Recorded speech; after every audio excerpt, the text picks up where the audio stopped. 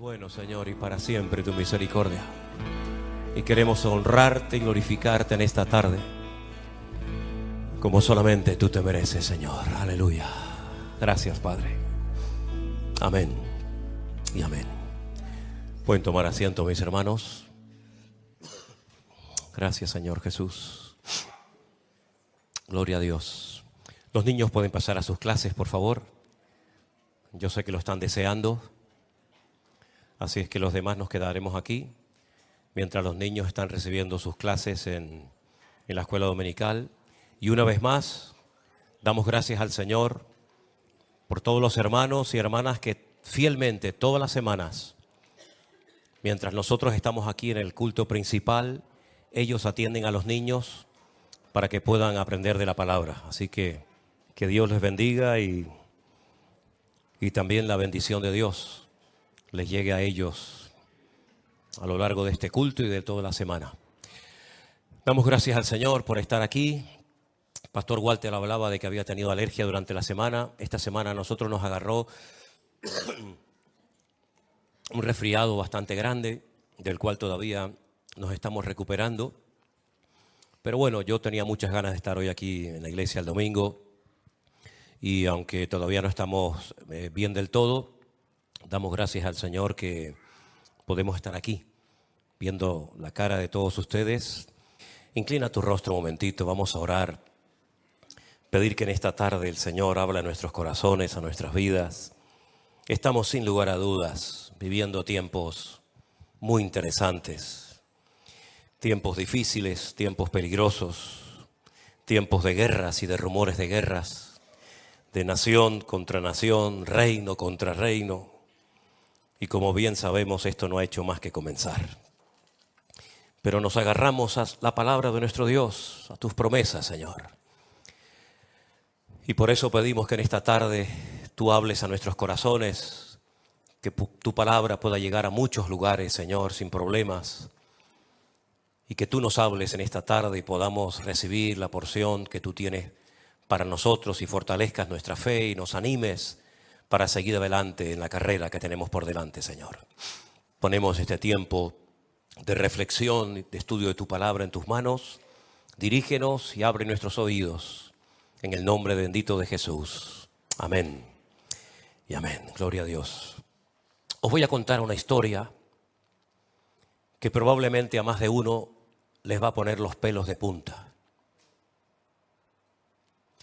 Un grupo de soldados, con su comandante a la cabeza, después de estar haciendo sus trabajos, volvieron a casa y encontraron que su casa había sido totalmente destruida. Le habían prendido fuego y lo peor de todo no fue eso, sino que se llevaron a sus hijos y a sus mujeres cautivas, secuestradas. El dolor era terrible. Sus gritos dice que se oían en muchos lugares. Se tiraron al suelo, rompieron sus vestiduras y lloraron y lloraron y lloraron y no sabían realmente qué hacer. Era una desesperación tan grande. Volveremos a ver a nuestras esposas, volveremos a ver a nuestros hijos. ¿Qué pasará con ellos, verdad? Qué dolor tan imposible de describir con palabras, ¿no? Se juntaron y decidieron, como dice el refrán, tomar el toro por los cuernos. Dijeron, vamos a buscarlas. Vamos a buscarlas. Que Dios nos ayude, que Dios nos dirija. Y jugándose la vida, se pusieron todos de acuerdo y se metieron en el terreno del enemigo. Con el corazón roto, pero con su mirada en el Señor a buscar a sus esposas y a sus hijos. Encontraron a uno que había participado en el ataque a sus casas, a sus familias, que estaba herido. Lograron extraerle la información porque ¿a dónde vamos a buscarlas? ¿Dónde nos metemos? ¿Por aquí, por allá? Lograron encontrarlas. Lograron encontrar a sus esposas, a sus hijos, a sus seres queridos. Estaban todos vivos. Y jugándose la vida, se adentraron en el campamento del enemigo y se dieron cuenta que estaban riéndose y repartiéndose caramelos y pasteles y blasfemando contra el Dios del cielo. Terrible, ¿verdad?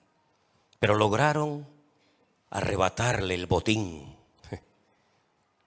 a esos salvajes y lograron volver a llevar a sus hijos y a sus esposas nuevamente, por lo menos a la tierra, ¿no?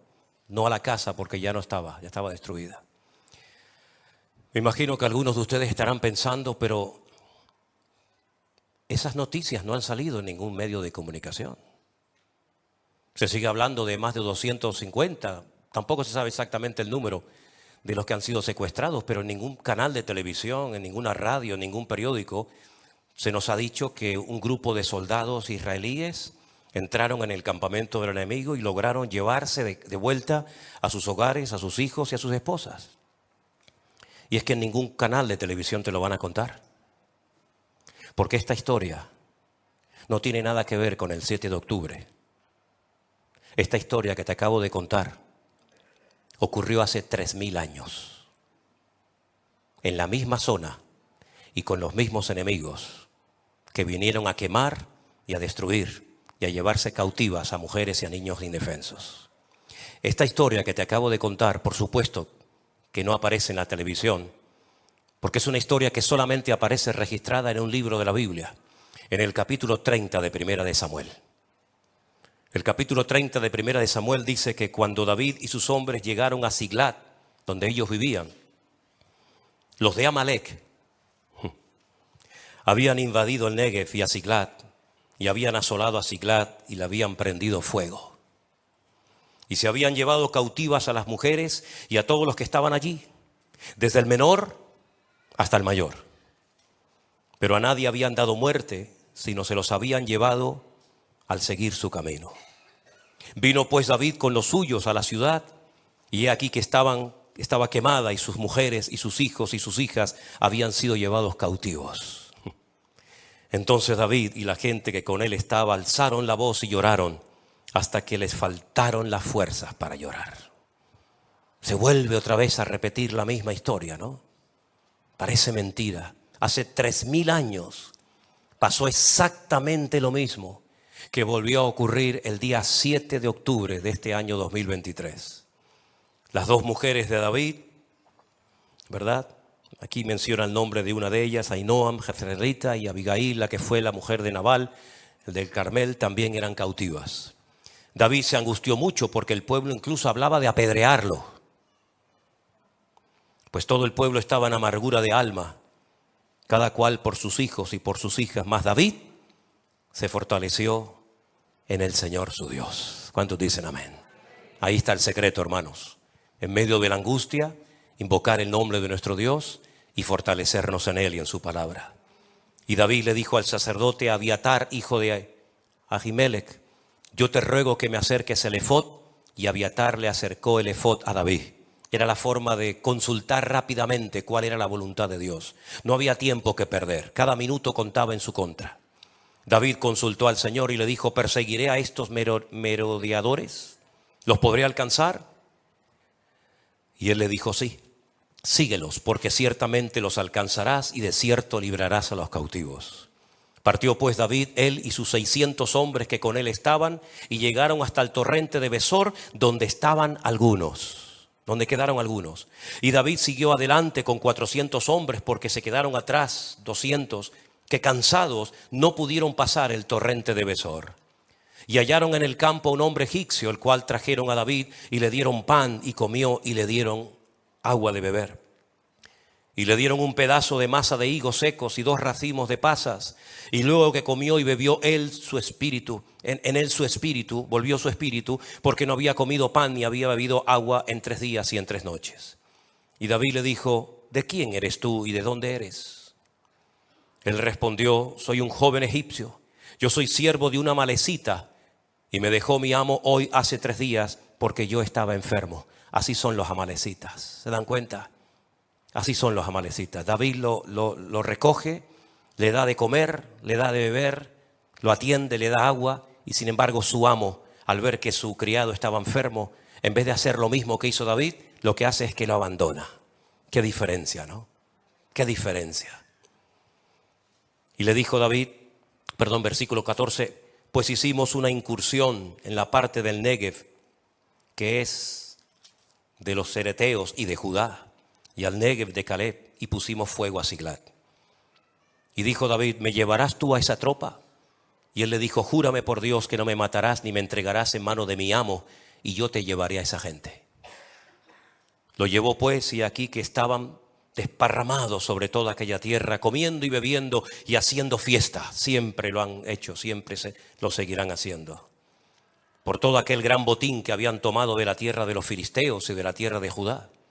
Y los hirió David desde aquella mañana hasta la tarde del día siguiente. No escapó de ellos ninguno, solamente 400 hombres montaron sobre sus camellos y huyeron. Y libró David todo lo que los amalecitas le habían tomado, y asimismo libertó David a sus 2 mujeres. Y no le faltó cosa alguna, chica ni grande, ni así de sus hijos como de sus hijas, del robo y de todas las cosas que había tomado, todo lo recuperó David. Es increíble, ¿verdad?, cómo hay un enemigo en la Biblia cuyo nombre es Amalek, que es diferente, totalmente diferente a todos los enemigos con los cuales se ha tenido que enfrentar en el pasado el pueblo de Israel. Conocemos los nombres de esos enemigos. Había 7 enemigos principales que se habían, apoderado de una tierra que no era de ellos. Ellos tenían sus tierras, ellos tenían sus países, pero ellos querían, además de lo que tenían, apropiarse de un terreno que Dios ya había dicho al patriarca Abraham siglos atrás que esa era la tierra de su descendencia, del hijo de Isaac, de Jacob, etcétera, etcétera. La palabra de Dios nos enseña que esas naciones tenían que ser derrotadas y expulsadas de ese terreno, a menos que se rindieran. Pero de todos los enemigos que la Biblia menciona, hay uno que es completamente diferente a todos. Porque no solamente es un enemigo, físico, con el cual había que enfrentarse, sino que tipifica, representa todo lo que se opone a Dios. Ese enemigo llamado Amalek, si hiciéramos, los cálculos que se pueden hacer, ¿no?, para saber cuál es el valor numérico de su nombre en hebreo, suma 240. Y ustedes dirán, ¿y esto a qué viene? Esto viene que la palabra duda, que es safek, también tiene el mismo valor numérico, 240. Y es que este enemigo siempre está ahí. Pero hay algo que cuando se hace, ese enemigo como que se despierta y decide atacar y exterminar al pueblo de Israel. Porque si uno analiza uno por uno, no tenemos tiempo para hacerlo ahora, pero si uno analiza uno por uno los enemigos con los cuales se ha tenido que enfrentar esa nación, cada uno tiene su característica. De hecho, ya el nombre que recibe cada uno de los enemigos significa algo, y las estrategias, la forma de operar, la forma de atacar, pues nos dice mucho acerca de ese enemigo. Pero Amalek es un enemigo traicionero, porque es el enemigo que ataca por la retaguardia. No es el enemigo que viene de frente. ¿Se acuerdan cuando, por ejemplo, aquel paladín, aquel enorme gigante representante de los filisteos, desafió al pueblo de Israel? No lo hacía a escondidas. No mandaba cartas, no mandaba mensajeros, sino que él daba la cara y él desafiaba públicamente durante 40 largos días al pueblo de Israel. Y pedía que uno solo se atreviera a pelear contra él. Pero Amalek no actúa de esa manera. Amalek es un ser resentido, y sabemos que las personas resentidas son personas muy peligrosas. Amalek es la representación y la personificación de la maldad, del odio. No tiene ningún tipo de escrúpulos. Lo mismo le da matar a una persona pequeña que grande, de pecho o de lo que sea. En el libro de Deuteronomio, cuando se habla de este enemigo, se nos dicen cosas muy interesantes. En Deuteronomio capítulo 25, verso 17, el Señor dice: acuérdate de lo que te hizo Amalek contigo en el camino cuando salías de Egipto. Acuérdate. Miren, cuando ustedes ven, por ejemplo, en cualquier representación o cuadro, o por ejemplo, las tenemos ahí. Me acabo de dar cuenta que en la puerta de la iglesia también tenemos como una especie de tabla de los 10 mandamientos. Ustedes se van a dar cuenta de que nunca se escribe todo el mandamiento completo, sino siempre se escriben las primeras palabras. No se escribe todo el mandamiento. Simplemente leyendo las 2 o 3 primeras palabras, automáticamente tú sabes a qué mandamiento se refiere. Si es el primero, el cuarto, el quinto, el octavo, el décimo o el que sea. Hay un mandamiento que empieza diciendo Zahor et Yom HaShabbat. Zahor. Zahor es una orden. Acuérdate, en ese caso, del día de reposo para santificarlo. Cuando el judío oye Zahor, automáticamente lo primero que piensa es en ese mandamiento que Dios le dio al pueblo de Israel para que lo guardaran por generaciones. Zahor, recuerda, acuérdate del día de reposo. Es la misma palabra, exactamente el mismo término que Moisés utiliza para que cuando oigan esa palabra, no solamente recuerden cumplir con el Shabbat, con el día de reposo, sino que dice, Zahor, recuerda, acuérdate de lo que te hizo Amalek cuando venías de Egipto y te salió en el camino. En otras palabras, no olvides ese encuentro con él, no lo olvides, recuérdalo siempre.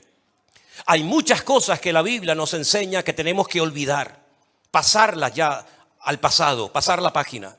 Pero hay otras cosas que tú no te puedes permitir el lujo de olvidar. Y no hay nada peor que perder la memoria espiritual. No hay nada peor que perder la memoria de aquellas cosas que el Señor nos ordena en su palabra que tenemos que recordarlas. Acuérdate de lo que te hizo Amalek, de cómo te salió al encuentro en el camino y te desbarató la retaguardia, toda la parte de atrás te la rompió. Atacó a los débiles que iban detrás de ti cuando tú estabas cansado y trabajado. Esa expresión la utilizó Jesús en un momento de su vida en el ministerio. Venid a mí, los trabajados y cargados. ¿Dónde iban los trabajados y cansados? En la retaguardia, porque no podían seguir con el ritmo de los que iban en la parte de adelante del campamento. A esos cansados, a esos trabajados, a esos débiles, dice que les atacó porque no tuvo ningún temor de Dios.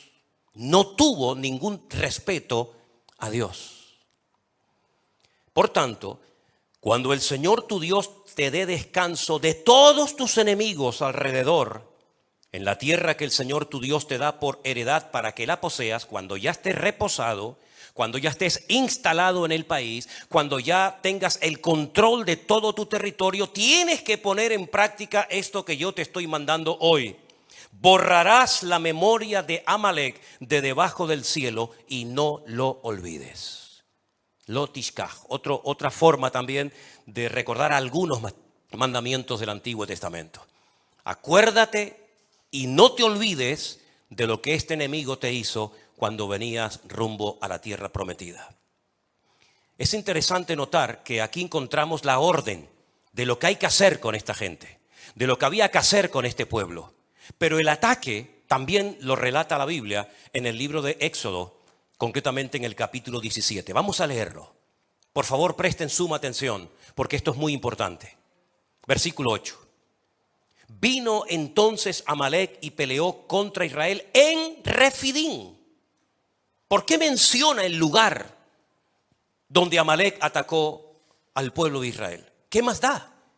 No. Hay que recordar que donde te atacó por primera vez Amalek no fue en el monte Sinaí, no fue cuando ibas a cruzar el río Jordán, no fue cuando recién salías de Egipto, o cuando estabas en Cades Barnea, o cuando estabas en cualquier otro lugar, sino te atacó en Refidim. Y eso vamos a ver por qué lo relata la Biblia. Moisés le dijo a Josué, escógenos varones, sal a pelear contra Amalek. Mañana yo estaré sobre la cumbre del collado y la vara de Dios en mi mano. Josué hizo como le dijo Moisés, peleando contra Amalek, y Moisés, Aarón y Hur subieron a la cumbre del collado. Sucedía que cuando alzaba Moisés su mano, Israel prevalecía. Mas cuando él bajaba sus manos, prevalecía Amalec.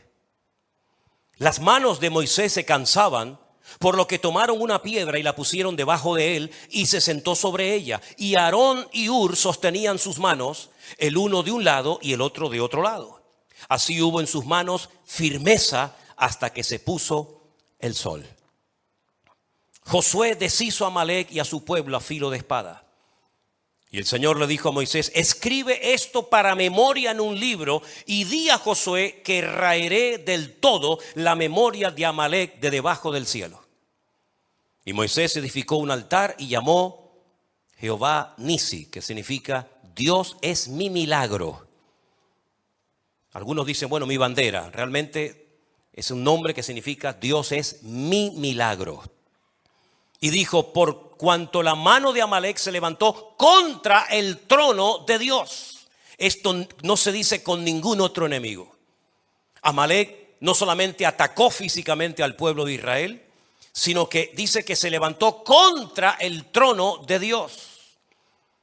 Y el Señor tendrá guerra con Amalec de generación en generación. Si el pueblo de Amalec como tal hoy en día no existe un pueblo que se llame Amalec, ¿por qué dice la Escritura que el Señor tendrá guerra contra Amalec de generación en generación? Si hace muchas generaciones que Amalec ya dejó de existir. Es que Amalec es mucho más que un enemigo físico natural. Amalec representa un espíritu, un demonio. Fijaros que la estrategia de Faraón, para él con llevar de vuelta cautivos a los hijos de Israel como esclavos a Egipto, se conformaba. Él no quería matarlos. Él quería usarlos como mano de obra, como esclavos en Egipto. Sin embargo, la estrategia de Amalec es diferente. Amalec no quiere simplemente hacer cautivos. Si los hace es para dañar la moral del pueblo. Amalec lo que quiere es exterminar de la faz de la tierra a ese pueblo.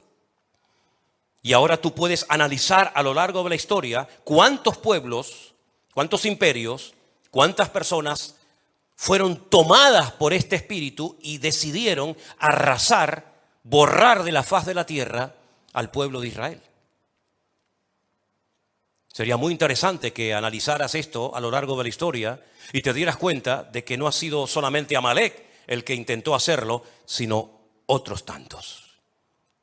Es un espíritu que va saltando de generación en generación, y en el momento en el que el pueblo de Dios comete un gravísimo error, que es el que vamos a leer ahora, automáticamente se aviva, se activa ese poder destructivo de este enemigo llamado Amalec. El pueblo de Israel sale de la esclavitud en Egipto con el objetivo de ir a la tierra que Dios le había prometido al patriarca Abraham, a Isaac y a Jacob. Pero antes de entrar en la tierra prometida, le sale al encuentro este enemigo. ¿Pero dónde le salió? En Refidín. ¿Y por qué le salió? Porque dice que cuando llegaron a Refidín no había agua para el pueblo. Lo dice Éxodo 17:1. No había agua para el pueblo. ¿Qué es lo que hace el pueblo? Ya habían visto muchas veces la mano de Dios. Ya habían visto cómo el Señor había hecho auténticos milagros para ellos, únicos e irrepetibles. ¿Por qué no clamaron a Dios? ¿Por qué no se humillaron delante de Dios? ¿Por qué no le dijeron: Señor, ayúdanos? ¿Qué es para ti darnos agua? Si acabas de hacer tremendos milagros en el imperio más poderoso del mundo, que era el imperio de los egipcios. No clamaron a Dios. Dice que el pueblo murmuró contra Moisés. Y le dijeron: ¿por qué nos hiciste subir de Egipto para matarnos de sed a nosotros, a nuestros hijos y a nuestros ganados? A mí me hace gracia porque parece que cuando no había agua, Moisés tenía como una cuba de agua en la tienda de campaña y él tenía agua en cantidad, ¿no? No es como estos sinvergüenzas de Hamás que dice que no hay combustible en la franja de Gaza, pero sin embargo tienen en un poquito más al sur más de 550,000 litros de combustible, pero lo utilizan para sus necesidades personales.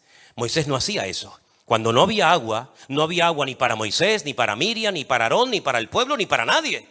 Pero sin embargo le echan la culpa a Moisés y le dicen, ¿por qué nos sacaste al desierto para matarnos de sed? Y entonces Moisés clama al Señor y le dice, Señor, ¿qué haré con este pueblo? De aquí a poco me van a apedrear. Y el Señor le dijo, pasa delante del pueblo y toma contigo a los ancianos de Israel y toma también en tu mano la vara con la cual golpeaste el río Nilo, cuando lo golpeaste y se transformó en sangre. Coge esa vara y ahora vete a la peña de Oret, golpéala y saldrá agua y beberá todo el pueblo.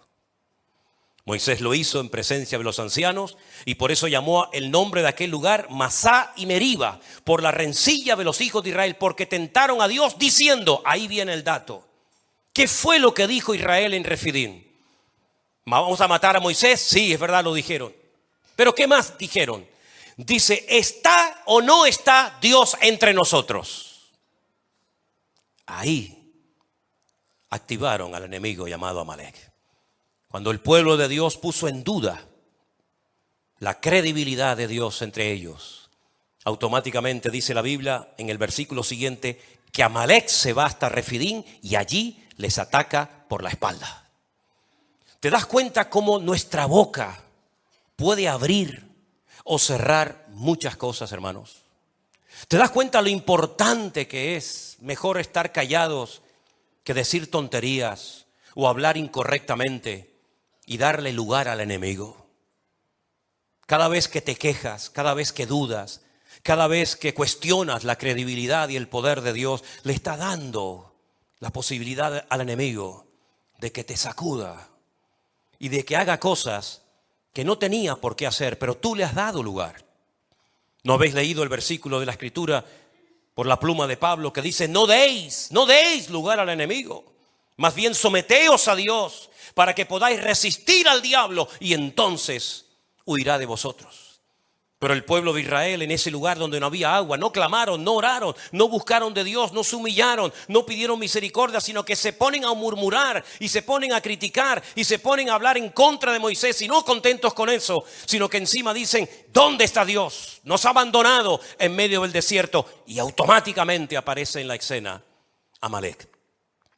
Porque Amalek es el pirata del desierto. Amalek es el que aprovecha la debilidad, la división, la discordia, la desunión de los hermanos para hacerse presente y atacar al débil y al que no está preparado. ¿Por qué dijo el Señor, velad y orad para que estas cosas no os sorprendan como ladrón en la noche? Estamos viviendo tiempos tremendamente interesantes y peligrosos, donde vemos que el espíritu de Amalek ha vuelto otra vez a apoderarse de un grupo de personas que ya no solamente quieren una parte del territorio de Israel. Eso ya lo podían haber tenido los árabes hace muchos años, hace muchísimos años, desde los años 48 en adelante, en varias ocasiones.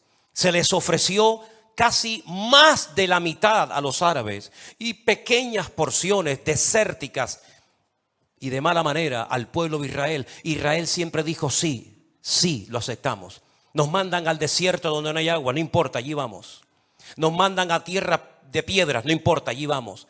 Los árabes siempre rechazaron la oferta, da igual quien se las ofreciera, de tener como mínimo la mitad de su territorio, pero no quisieron.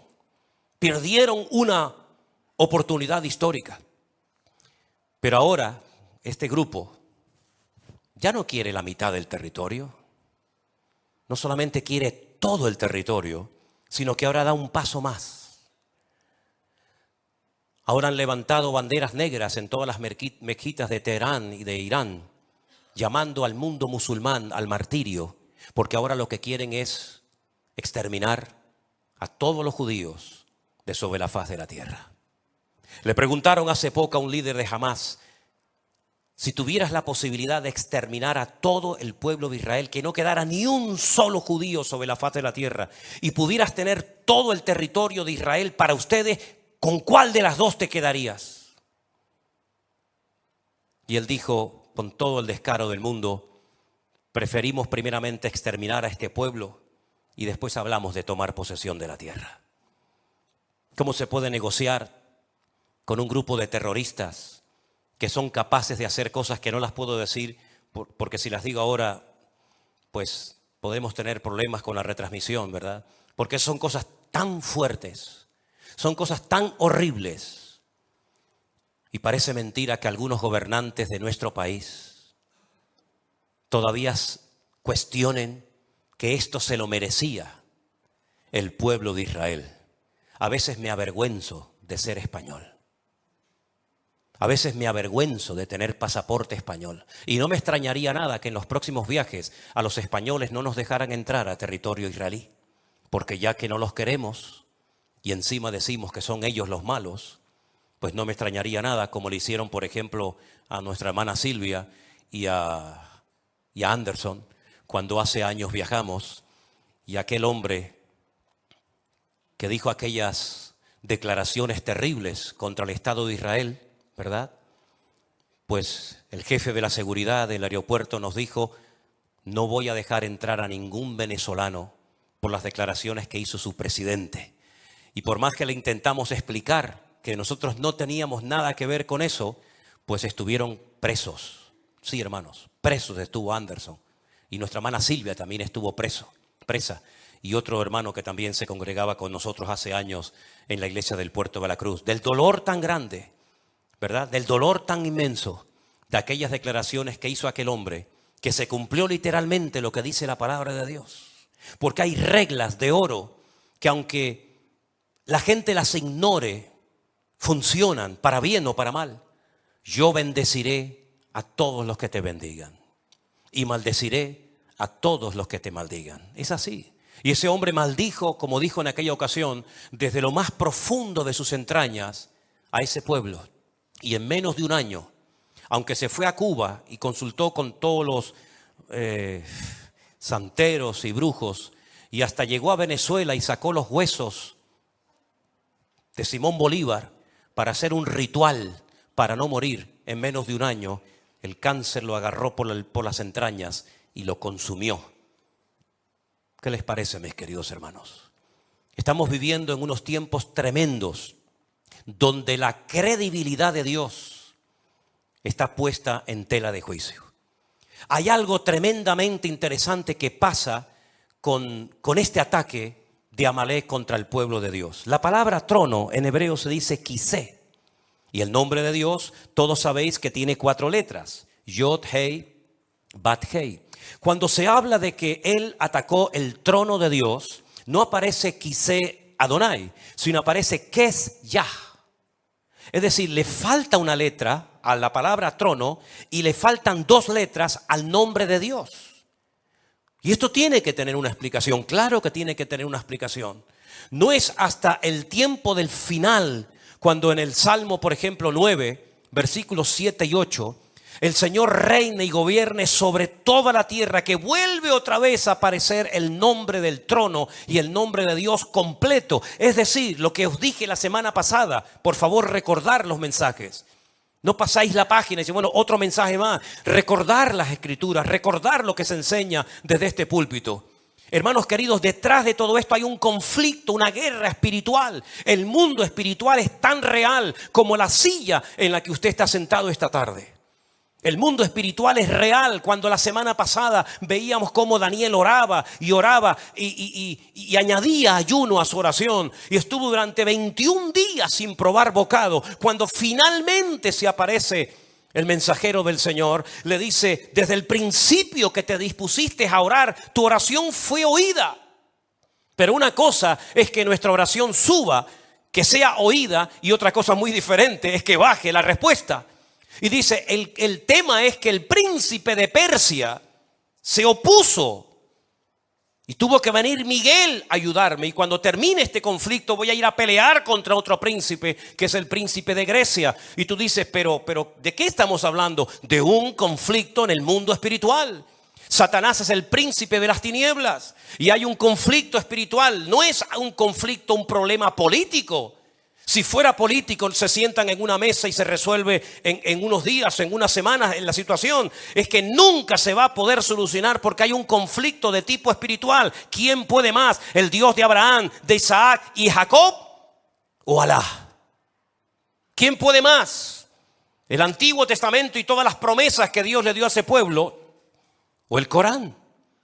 Detrás de todo esto hay este conflicto espiritual y por eso en ninguna tertulia de televisión, en ningún programa de radio y en ninguna parte nadie te va a hablar de esto, sino estos son buenos, estos son malos, hay un genocidio, ahora hicieron esto, ahora hicieron lo otro y siempre lo mismo y repetitivo y se realimentan uno al otro. Porque a Israel le dieron una semana de beneplácito, pero todas las naciones de la tierra se terminarán volviendo en contra de este país, porque así también está escrito en la palabra. Y el único que puede resolver esto, ¿sabéis quién es? El príncipe de la paz, al que precisamente en ninguna reunión lo invitan. En la reunión que hicieron estos líderes del mundo en Egipto, no invitaron al Señor Jesús. Cuando se reúnen los líderes europeos, no lo invitan a Él para que esté presente.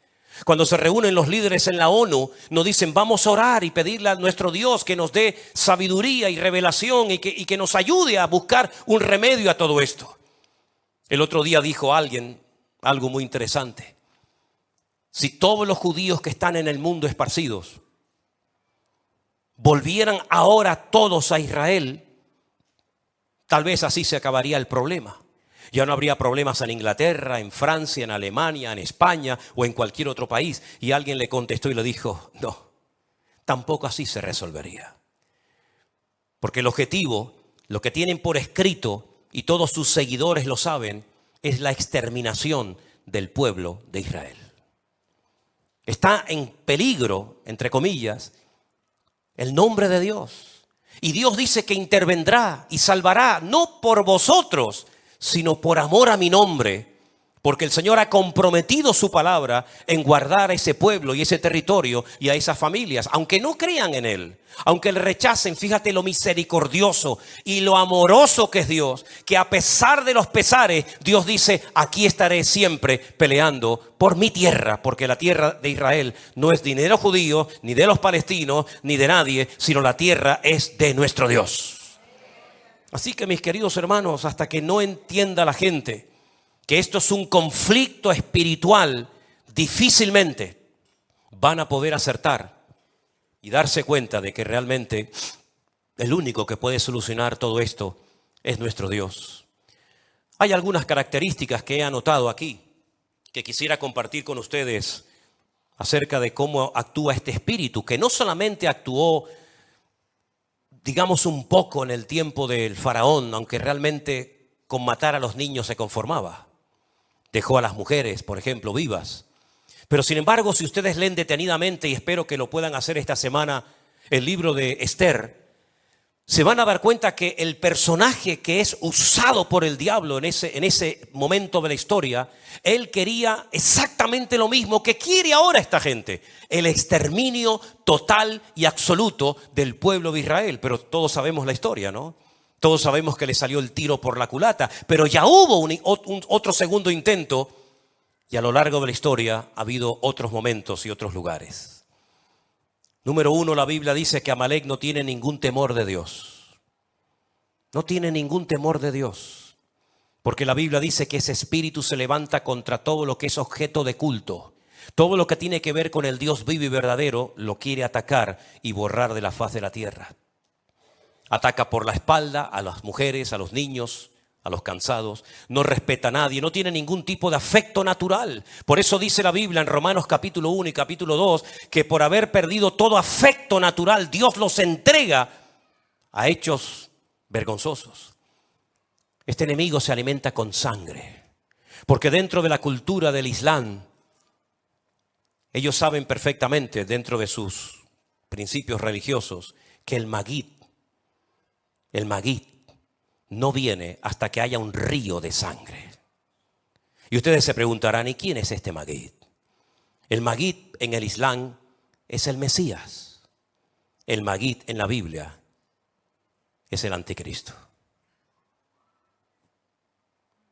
Y el otro día dijo un líder, porque dicho sea de paso, los líderes de Hamás, que son todos multimillonarios y tienen fortunas tremendas, no están en la Franja de Gaza. Están muchos en Qatar y en otros lugares pegándose la gran vida, ¿verdad? mientras su pueblo pues está como está. Él dijo que la única manera de atraer al Magid es con ríos y ríos de sangre. Son como los vampiros, se alimentan de sangre. Es traicionero, es rencoroso, lucha contra Dios. Fue el enemigo que pretendía frenar el avance del pueblo de Dios en su conquista, en su objetivo de tomar la tierra prometida. Dios le había dicho, esta es la tierra donde fluye leche y miel, la tierra que yo le prometí a vuestros padres. Y Amalek se para y dice, no vais a pasar por aquí. Por eso dice la Biblia que tuvieron que hacer un rodeo y no entraron por el sur, por lo que sería hoy en día la franja de Gaza, sino que hicieron un rodeo y entraron por los campos de Moab, por lo que sería hoy en día Jordania, otro país inventado, dicho sea de paso, y tuvieron que cruzar el río Jordán. Y cuando cruzan el río Jordán, el primer obstáculo que se encuentran, por supuesto después del río, es la ciudad de Jericó. ¿Por qué hicieron ese rodeo? Porque Amalek era un enemigo que como los atrapara, los quería arrasar de la faz de la tierra. Y el Señor le dijo, te vas a encargar de ellos, pero una vez que tomes posesión de la tierra, una vez que ya tengas el control de la tierra, no te olvides de lo que te hizo y borrarás su memoria de la faz de la tierra. Amalek es como una especie de virus. Es un virus que muta. Hoy utiliza un grupo, mañana utiliza otro, hoy utiliza un sistema político, mañana un sistema religioso. Y es un virus que va mutando a través de los tiempos. Y la persona que se abre y está dispuesta a ser afectada, usada por ese virus, por supuesto que lo hace, y más si tiene poder y más si tiene dinero. Representa el antagonismo puro en contra de todo principio moral o espiritual o de la índole que sea. Es interesante notar que los datos dicen que desde la Segunda Guerra Mundial no habían muerto en un solo día tantos judíos como desde el tiempo de la Shoah, el tiempo del Holocausto. Y es que se vuelve a repetir la historia, ¿verdad? Se vuelve otra vez a repetir, no con el nombre de Amalek, sino con el nombre de, en este caso, de Hamás. Palabra que aparece muchas veces, 39 veces en la Biblia. 39 veces aparece la palabra Hamás en la Biblia. La primera vez que aparece, para darles un pequeño dato, es cuando el Señor dice que observó la tierra y la tierra estaba llena del Hamás. Estaba llena de actos de violencia y el Señor dijo, hasta aquí hemos llegado. Borrón y cuenta nueva. Prepara el arca donde te salvarás tú y todos los que quieran salvarse. Hermanos queridos, estamos viviendo en tiempos peligrosos, en tiempos difíciles, porque si este espíritu no se para en ese lugar donde está ahora centrado, saltará a toda Europa. Y Europa, que está dormida y atontada desde hace ya muchísimos años, abierta a lo que nunca tenía que haberse abierto y cerrada a lo que nunca tenía que haberse cerrado, será la siguiente víctima. Porque no se olviden que todos y cada uno de nosotros, no solamente por ser, digamos, occidentales, sino además por ser cristianos, seguidores de Cristo, del Rey de Reyes y Señor de los Señores, el que murió y resucitó al tercer día, también nos hemos convertido en enemigos potenciales de este tremendo espíritu llamado Amalek, o ponle el nombre que tú prefieras. ¿Cómo se puede vencer y cómo se puede luchar contra todo esto? De rodillas. Lo decía Walter hace un rato. Nuestra gran fortaleza, ¿sabéis cuál es? ¿Sabéis cuál es la fortaleza nuestra en este momento? Nuestra debilidad. Nuestra gran fortaleza es que somos débiles para defendernos contra estas cosas. Pero el Señor le dice a los débiles, digan los débiles, fuerte soy en el Señor. Esta batalla espiritual no es contra sangre y contra carne, por lo menos lo que nos toca a nosotros, sino contra príncipes, contra potestades, contra gobernadores, contra huestes espirituales de maldad en las regiones celestes. Por eso Pablo habla de escudo, de yelmo, por eso Pablo habla de una armadura y describe cada una de las piezas de esta armadura como algo que el enemigo quiere robar, como os dije la semana pasada. El yelmo de la salvación no quiere que la gente se salve, sino que se condenen eternamente. El apresto del evangelio de la paz quiere robar la paz y poner la guerra. Dice la Biblia que el escudo es el escudo que representa la fe. Quiere quitar la fe. Quiere que la gente sea incrédula, que crean tonterías menos en quien tiene que creer. Y así sucesivamente el enemigo tiene una agenda, porque déjeme que les diga algo, Satanás no se cansa, Satanás no toma vacaciones, Satanás no se toma un respiro, Satanás es un ser amargado, frustrado, que está constantemente pensando en el mal, es padre de mentira. Y está tratando, sabiendo que le queda poco tiempo, porque si alguien sabe en el mundo espiritual que le queda poco tiempo, ese es él.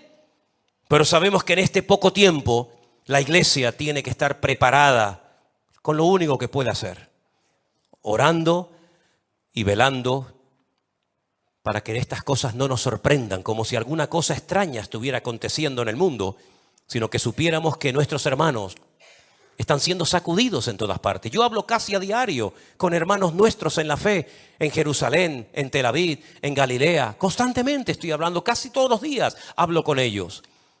Hablé hace unos días, me llamó, mejor dicho, nuestra hermana Susana, que vive en Galilea, en la ciudad de Tiberias. Y estuve hablando con ella, una hermana que cuando ella llegó con su marido, recién terminada la Segunda Guerra Mundial, allí a Israel, queridos hermanos, había 4 creyentes en toda la Galilea, 4 creyentes, y se tenían que ir a lo alto de una montaña a orar a escondida para que los rabinos no les apedrearan y no les escupieran y no los maltrataran. Pero ellos iban a orar y les hacían pintadas en las puertas de las casas y le hacían todo tipo de cosas. Y hoy en día tienen una congregación de más de 400 hermanos nuestros en la fe en la ciudad de Tiberias, en Galilea. Hablando con nuestra hermana Marta desde Jerusalén, me decía exactamente igual. Estamos en una guerra de tipo espiritual y la única manera es apoyarnos, cubrirnos todas las espaldas unos a otros, orando por nuestros hijos, orando por los jóvenes, orando por la familia, orando por los siervos de Dios. Porque dice la Biblia que desde la angustia podremos llegar a invocar el nombre del Señor y el Señor nos responderá y será propicio. Amén, hermanos. Así que, mis queridos hermanos, la historia se vuelve a repetir. La historia es exactamente igual. Vino Amalek, atacó la ciudad donde vivía David, le prendió fuego, se llevó a la mujer, se llevó a los hijos, hizo un desastre, hizo un banquete, regalos, y no había fuegos artificiales, si no los hubieran hecho también. Y 3.000 años más tarde volvemos a ver del mismo territorio, porque siempre vienen del mismo territorio, siempre. Gaza es uno de los pocos lugares del mundo y de la Biblia que tiene el mismo nombre desde el Antiguo Testamento hasta nuestros días. Y es interesante notar lo que la Biblia dice acerca del futuro, de lo que le va a pasar a Gaza. No lo digo yo.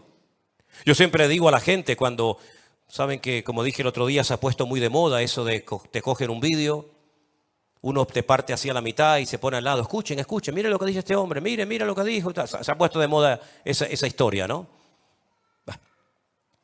Pues, queridos hermanos, estamos viviendo en unos tiempos en los cuales necesitamos doblar la guardia.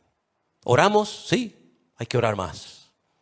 Buscamos el rostro de Dios, nada más empezar a la mañana, hay que hacerlo mucho más. Porque el horno se ha puesto tan fuerte y la presión va a ser tan tremenda. Ya desde el 2020 el Señor nos viene hablando muy claramente. Y nos metió una sacudida a los creyentes y probablemente nos preparó para esta hora de la historia. Porque yo le decía hace un instante a Anderson, ¿quién va a orar por los judíos hoy en día? ¿Quién va a doblar rodilla para orar por ese pueblo? ¿Los musulmanes? ¿Los budistas? ¿Los hinduistas? Los únicos que van a orar, y espero que lo hagan, por el pueblo de Israel y por nuestros hermanos allí, vamos a ser nosotros los cristianos, los hijos de Dios. Y vuelvo otra vez a repetirse la historia. Israel ahora está triste, la gente está triste, no hay tal vez esa alegría que había antes, ¿verdad? Pero ahí apareció una gentil que consoló a una cansada y triste Noemí, que ya decía, me tengo que cambiar hasta el nombre, porque mi actitud no coincide con el significado de mi nombre, ¿verdad? Y yo creo que en este tiempo, no sé hasta cuándo, yo no sé hasta cuándo el Señor nos permitirá ver lo que está pasando, no lo sé. No tengo ni ideas porque cuando uno vivió el 2020 con la pandemia dijimos, esto fue lo más grande que nos ha pasado en nuestra vida, ¿sí o no? Cerrar todas las iglesias, millones de cristianos sin poder congregarse, Parece que aquello era lo peor que nos podía pasar, ¿no? Dios después cambió todo en bendición. Pero ¿hasta dónde nos permitirá ver el Señor? Yo llevo días analizando y leyendo y preguntándole al Señor y orando. Señor, esta va a ser una guerra más, la octava, dicho sea de paso. La octava guerra que Israel no ha empezado nunca ninguna, pero que dicho sea de paso siempre las terminó ganando todas. ¿Será esta una más en la lista? ¿O será esta una que nos lleva a la otra y a la otra? Porque como les dije la semana pasada, y créame que voy concluyendo, lo peor está por venir. Esto es simplemente un pequeño botón de muestra. El enemigo más grande que tiene Israel no es la franja de Gaza. El enemigo más grande vendrá del norte. Les dije que leyeran, ¿se acuerdan? Ezequiel 38 y 39, God, Magod, Mesed y Tubal, que dice que el Señor los agarra por las quijadas y le dice, ven, yo soy el que te voy a llevar a mi tierra y aquí te probaré. Y dice la Biblia que hasta lugar de sepultura tiene el Señor preparada para God. ¿Os habéis preguntado alguna vez cómo el Señor le permite a God ser enterrado en tierra de Israel? ¿De dónde desciende God? ¿Qué fue lo que hizo un descendiente de God en el pasado para que Dios le permita ser enterrado en Israel? Cuando dice la Biblia que llegará hasta la altura del monte de los olivos y cuando quiera tomar posesión de la tierra gloriosa, hasta ahí llegará, ¿verdad? Su poder destructivo. Sabemos, queridos hermanos, que hay naciones tremendamente poderosas con un armamento nuclear que podrían destruir, según han dicho ellos, 9 veces el planeta Tierra, que no sepa que tienen tanta, con uno que lo destruyan ya vale, ¿no? 9 veces podría destruir cualquiera de esas naciones el planeta Tierra. Una de esas naciones, junto con una confederación gigantesca de naciones, volverá a atacar a Israel por el norte. Lo sabemos, queridos hermanos. Esto es simplemente un pequeño botón de muestra de lo que va a ocurrir en el futuro. Y la pregunta es, ¿y Dios dónde está en todo esto? El otro día una persona de la ciudad de Modi'in, una ciudad preciosa que está entre Tel Aviv y Jerusalén, me llamaba por teléfono y me decía, tú sabes que yo no soy muy creyente, pero sé que tú como pastor me puedes tal vez responder a esta pregunta. ¿Dónde estaba Dios el día 7 de octubre? Su hija había comprado una entrada para ir a ese festival de música por la paz. Por la paz y por el amor. Pegaditos a la franja de Gaza, porque dicho sea de paso, casi todos los habitantes del sur de Israel siempre tiraban más, ¿no? A lo pro-palestino, a ayudarles. Desen cuenta que los invernaderos, las fincas enormes, que por cierta hora se están echando a perder multitud de cosechas porque no hay mano de obra, todos los días entraban de la franja de Gaza 20.000 trabajadores para trabajar en Israel. Y luego por la noche volvían a su casa y al día siguiente volvían.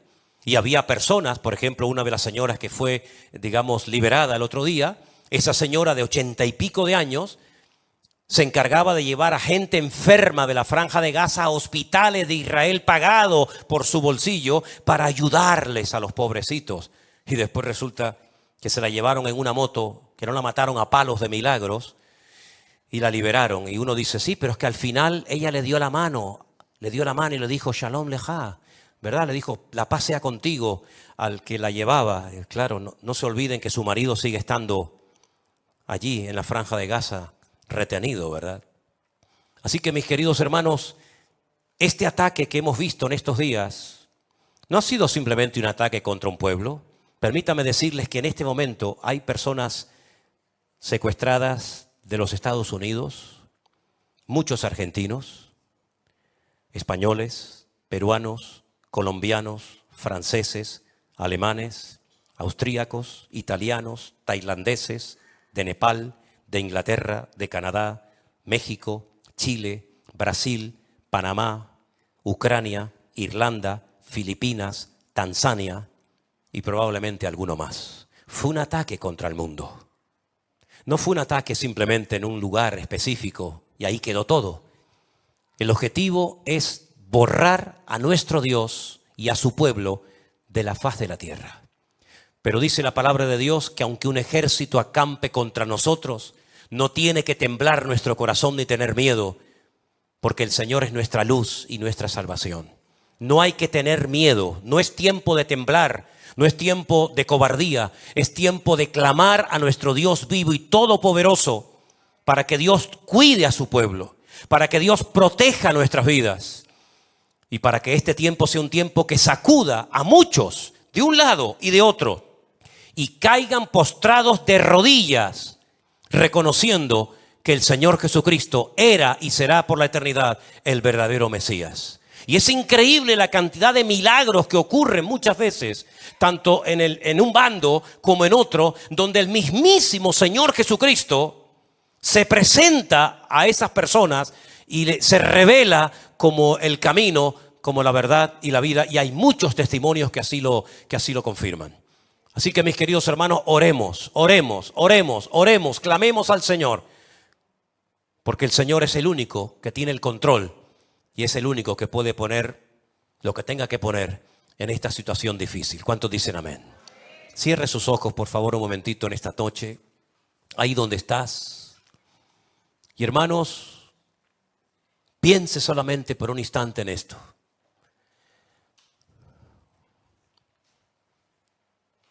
A tan solo unos días atrás, nada de esto había pasado.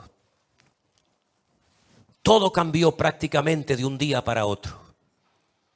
Ya nos pasó en el día del confinamiento. De un día para otro, todo cambió. Ahora, por segunda vez, vuelve otra vez a cambiar todo. Y como dije la semana pasada, Israel nunca más volverá a ser igual. Los que hemos tenido el privilegio de visitar a Israel durante más de 20 años, nunca más volveremos a encontrarnos aquel Israel que conocimos. Oriente Medio nunca más volverá a ser igual.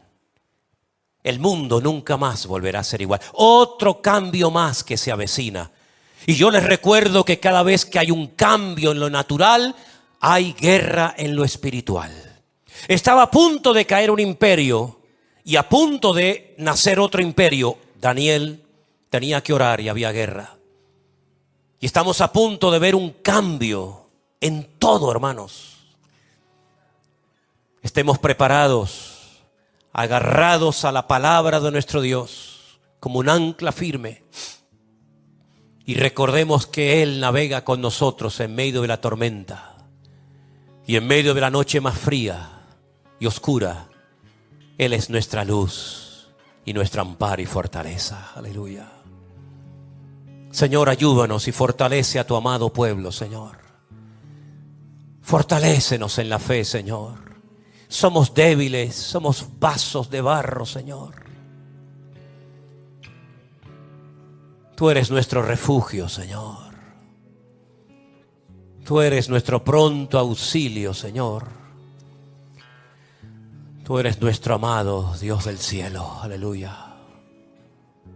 Señor, nosotros te amamos, Señor, y no queremos fallar en esta hora de la historia. Sabemos que todo esto ha sido una preparación para llegar a esto, aquí. Señor, sosténnos con tu mano poderosa. Ayúdanos, Señor del cielo. Aleluya. Oh Jesús, santo, santo. Adoren al Señor, amados. Adoren al amado Dios, santo.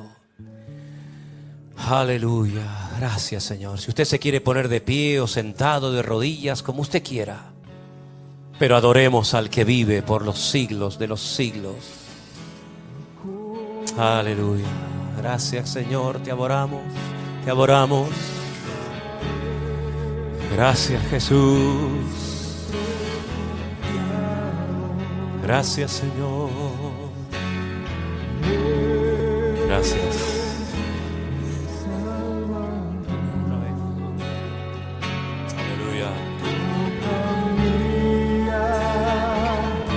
Salvación.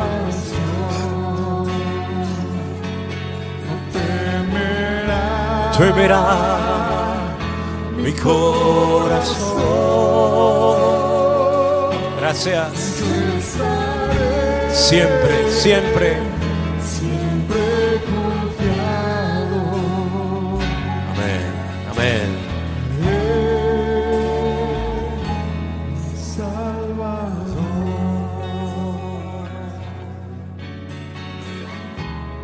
Te adoramos, Jesús. Qué bueno es alabarte y anunciar por la mañana tu misericordia y tu fidelidad. Tú eres mi fortaleza En medio de la angustia, tú eres mi pronto auxilio en la tribulación. Una vez más, qué bueno es alabarte y anunciar por la mañana tu misericordia y tu fidelidad. Tú eres mi fortaleza En medio de la angustia, tú eres mi pronto auxilio en la tribulación. Roca mía, salvación, no temerá mi corazón. Yo estaré siempre confiado en mi Salvador.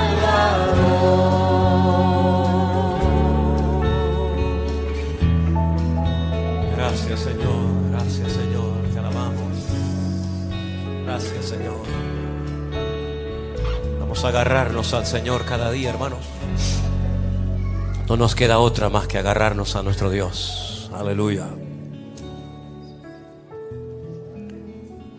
Las personas que tienen ya una cierta edad a veces me preguntan, toda la vida esperando para llegar a esta edad, mi casita, mis nietos, mi jubilación.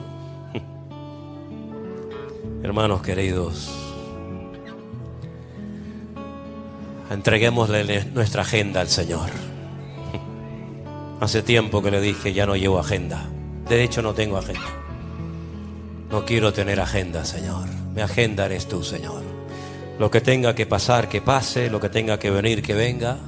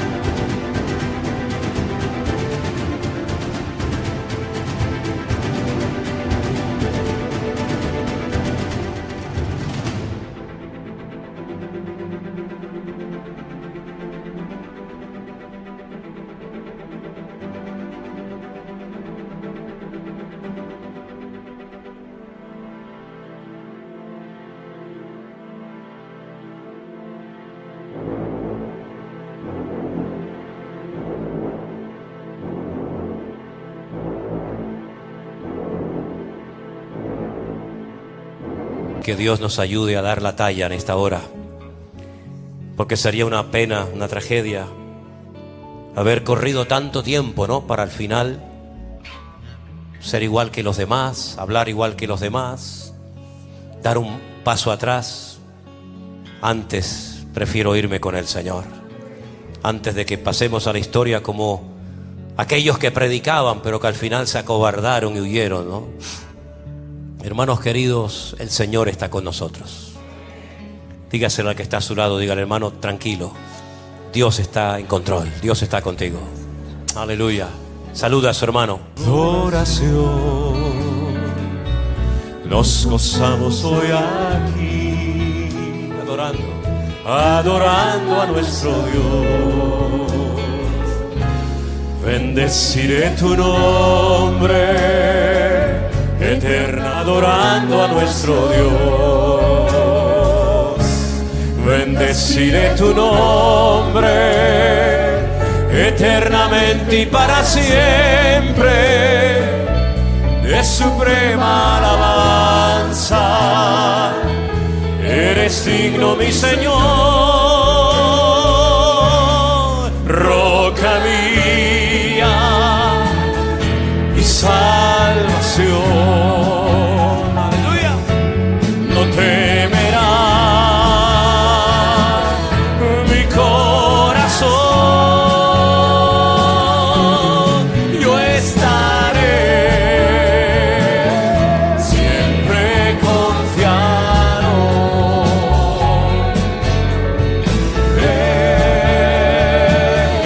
Mi Salvador, roca mía, mi salvación, no temerá mi corazón. Yo estaré siempre confiado en mi Salvador.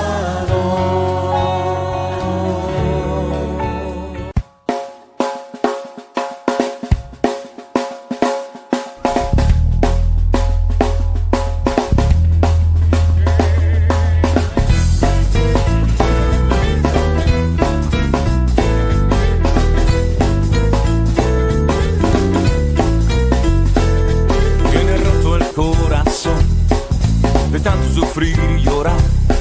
Tienes que aprender a descansar en Dios. No importa lo que te dijeron, no importa lo que te hicieron. Tienes que aprender a descansar en Dios.